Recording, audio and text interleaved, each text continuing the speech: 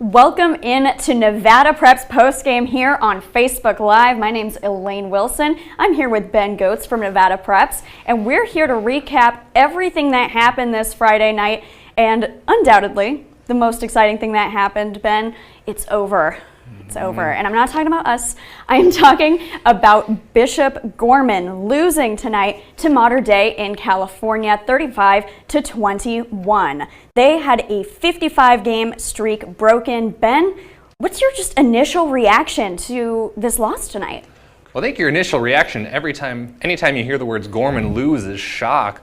But really, if it was ever going to happen, it was probably going to be this game. Mater Dei was, of course, ranked #1 in the country. They have the #1 pro-style quarterback recruit. He's headed to USC next year. And I think they're really able to take advantage of a Gorman secondary that's working in a lot of new pieces. We also saw some rookie mistakes from new Gale starting quarterback Dorian Thompson-Robinson. He had a pick 6 in this game. He made another pick. And so I think just some little things caught up to the Gales. But of course, they're still very good. They're #3 ranked coming into this game. They're still going to be ranked probably the rest of the year. They have a good non-league schedule to finish up against De La Salle.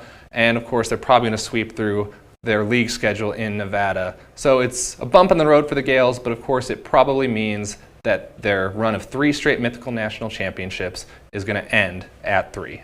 Yeah, they're obviously likely to win the state championship still. They still have a lot looking forward to. It is their first loss since 2013, which is super shocking. We weren't there, Ben, but we, of course, sent WG Ramirez and Ed Graney to recap it all for us. Guys, how was this game? Hey everyone, Ed Graney, Willie Ramirez, Review Journal, NevadaPreps.com tonight from hot and sticky Southern California. Willie, the streak is over.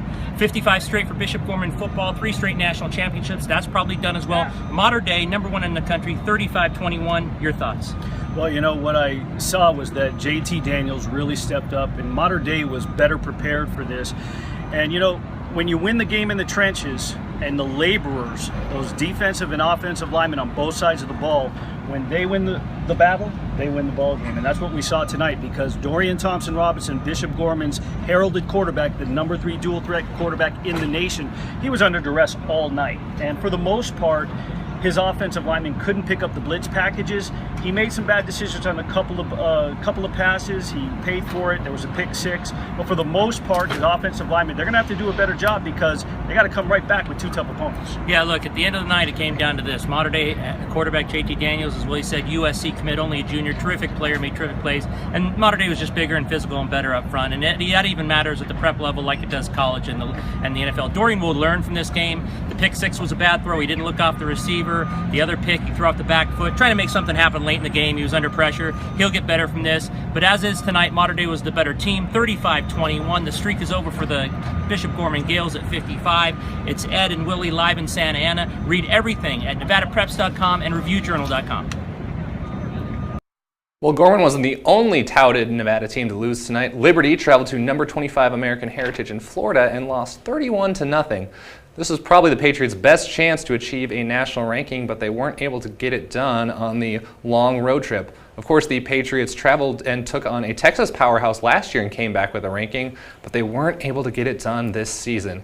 Certainly a disappointing loss for Liberty early in the season, though it has plenty to look forward to in the league schedule and the rest of its season. I can't believe this is just already happening. Week 2, that we're already having these big losses.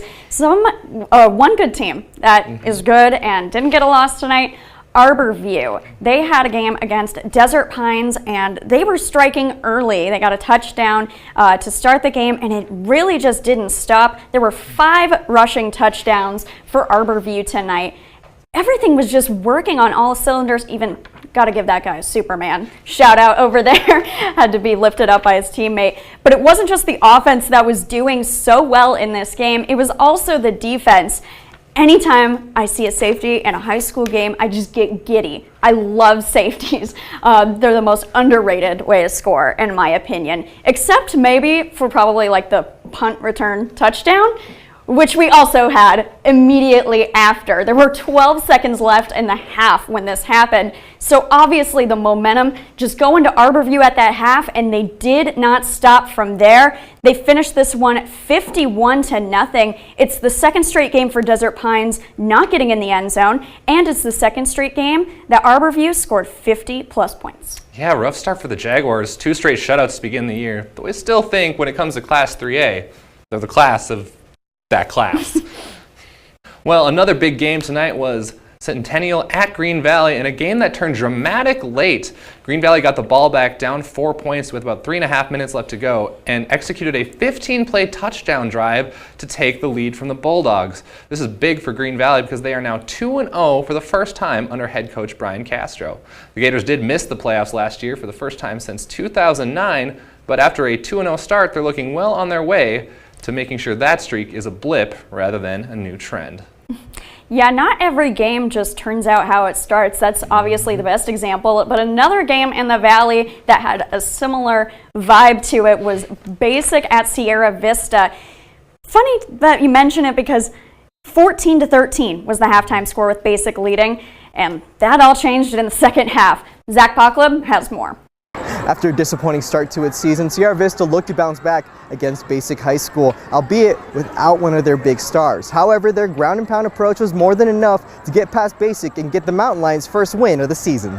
Sierra Vista was without star lineman Isaiah Pulele due to a lower body injury, but his teammates picked up the slack on defense, as Josiah Mayava sniffs out the screenplay and makes the pretty one-handed interception. A few plays later, quarterback Trevor Gettner lets a beauty go down the left sideline, finding Frank Hines for the big game. However, Sierra Vista would eventually stall out and miss a field goal. The Wolves drew first blood as Franco Mays takes the handoff, says, "Get off me," and goes all the way to the house. Ensuing drive, Gettner tries to find Hines once again, but Jordan Gallegos read it like a song of ice and fire, coming up with the pick, and really this game was back and forth all during the first half.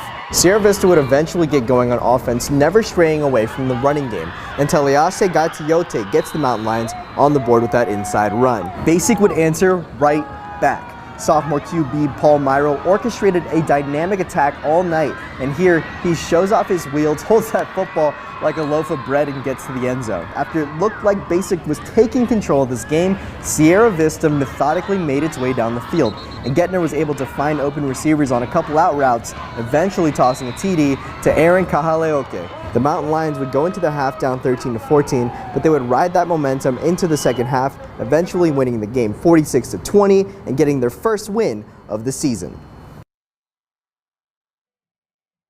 Elaine, what a crazy night it was for high school football week 2 here in Southern Nevada. We had big results on the East Coast, big results on the West Coast, and of course plenty of scores in the Valley.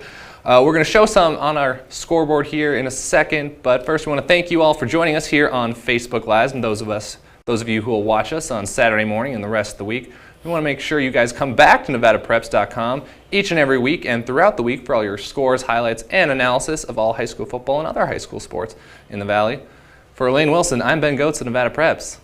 Thanks for joining us.